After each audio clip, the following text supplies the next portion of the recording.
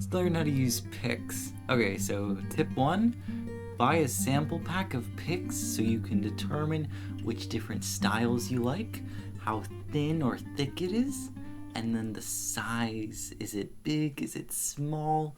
You need to understand your preference, and it can make a really big difference just being able to play. Now I learned I like Jazz 3 picks. They're these small guys, and these are a little bit thicker. Now let's hold these guys. Now, the way you want to hold it is you put it, just lay it on your index finger, and then you plop your thumb down. Can you see that? You just put it down right there. And the reason this is so important is you want to put it in the same place every time. Because imagine if you put it in different spots and you hold it different ways, you're going to get different results. On one day, you're going to be amazing. And the next thing you know, oh, I can't get the results I did yesterday. So we're going to keep it simple and we're going to keep it consistent. Now, alternate picking. What does that mean? How do we do that? So let's go to the 6th string here. And you normally you downstroke, right?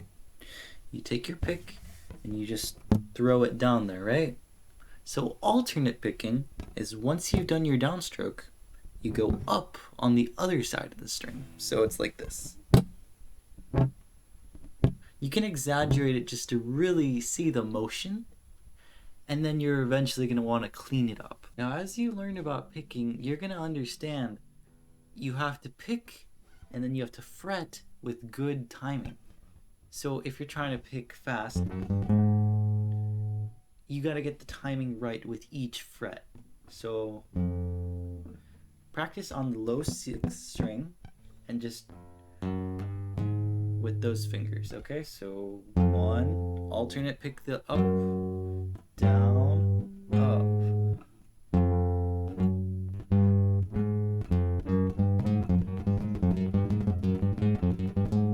And then let's progressively keep going down the strings. So, you're on your 5th, and then you go,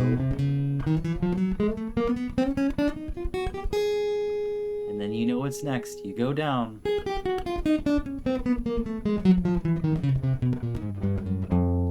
Now, as you'll come to see, it does not feel the same to pick on the 6th string as it does on the 1st. It's slightly angled, so you can get better positioning. So it's angled like this. I have my pick slightly tilted kind of upward. If this is what downward would be, it'd be like this. It's like this. Now let's touch up upon what's called economy picking. And that would be when you want the least amount of movement for changing strings or just picking in general. So when you get to playing fast, you want really tiny movements in order to play really fast. So to get like the kind of tremolo. But if I'm moving my wrist a lot, I can't go fast. So it's just a tiny movement.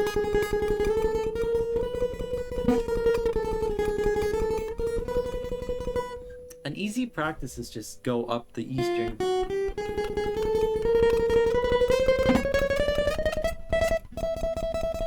And then you'll kind of figure out slowly what kind of pressure and movement is needed to actually move the strings. Economy picking can also be used when you're going up or down strings.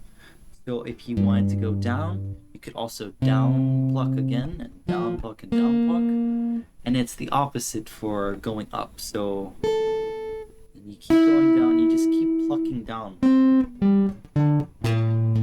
Instead of alternate picking like that, you can just keep going. So if I'm going down, like even if I'm plucked away like that, I'm just gonna pluck down.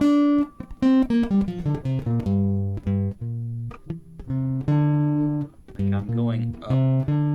So even though I'm facing away with the initial movement, I go up. And you wanna just stick to one kind of movement. So if you're gonna go down like this, you commit to that and you only play like that. So you build good muscle memory. Another thing you're gonna notice is when you're picking and playing scales. So if you're playing like a minor pentatonic, there's only 2 notes on those strings. So it's a looser kind of movement, rather than if it's 3 strings like this.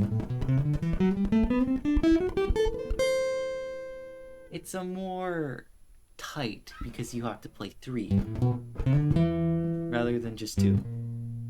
So you need to learn both those movements. Of course, start with the 2 notes per string, so like the pentatonic ones, and then work your way up to 3. Just if you want to be like a metal shredder, don't just jump straight to 3. You have to do 2 as well, so you can also get comfortable with like pentatonics and all that stuff, because it's all a building block for everything. Okay, now let me mention a few things for your practice.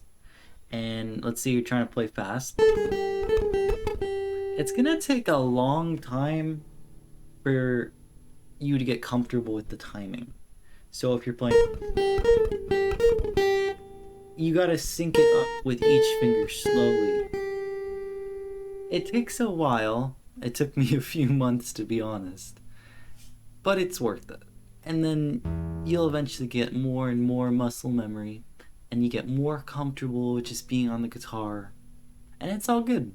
Just take it easy. Now, I also recommend you learn fingerstyle, so just with your fingers, like plucking and stuff. So if you go to a party and you don't have your pick, you can still play something. So like this.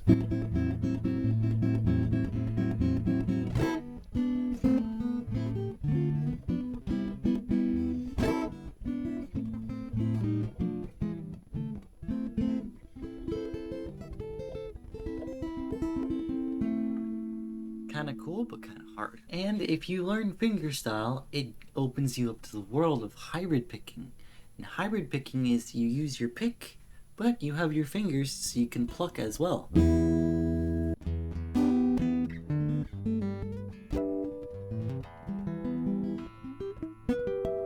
So if you're interested in that,